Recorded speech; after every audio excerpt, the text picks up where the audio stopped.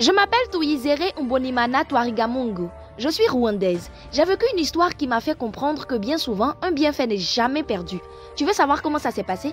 Ok, je vais t'expliquer. Mais d'abord, abonne-toi. Mwaramutse, je m'appelle Tuyizere Mbonimana Twarigamungu. Je suis rwandaise. J'habite vers le centre de convention à Kimihurura, un quartier de Kigali. Je suis commerçante. J'ai une petite boutique de vêtements au grand marché. Je ne suis pas allée très loin dans les études et je suis orpheline. Ma boutique est tout ce que j'ai. Un beau jour, tout le marché a été remué par la présence d'un fou brutal et violent avec tout le monde. Personne ne savait d'où il venait ni où il allait. Mais il courait après les gens, giflant sans état d'âme aussi bien les enfants que les hommes, les femmes et même les personnes âgées. Il courait dans tous les sens. Et puis sans aucune raison, il est venu s'asseoir à l'ombre de mon magasin. Je ne sais pas pourquoi. Contrairement aux autres, il ne m'avait pas frappé.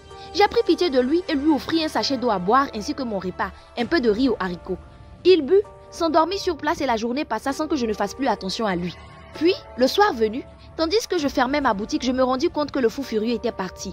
J'étais restée plus tard que d'habitude ce soir-là car j'avais dû compter la recette du mois afin d'aller tout déposer à la banque le même soir. Mais je n'avais pas eu le temps. J'avais trop traîné et quand je fermais ma boutique, il faisait vraiment nuit. Le marché était calme et désert. Je ne trouvais pas non plus le taxi. Alors, après plusieurs tentatives infructueuses pour en avoir un, je décidai de marcher. J'habitais assez loin et je marchais ainsi pendant plus de 30 minutes lorsque devant moi surgirent deux bandits armés jusqu'aux dents. Natakaye! L'un d'eux me saisit par le bras et m'entraîna dans une rue sombre. Je vis non seulement toute ma recette disparaître, mais également ma dernière heure arriver.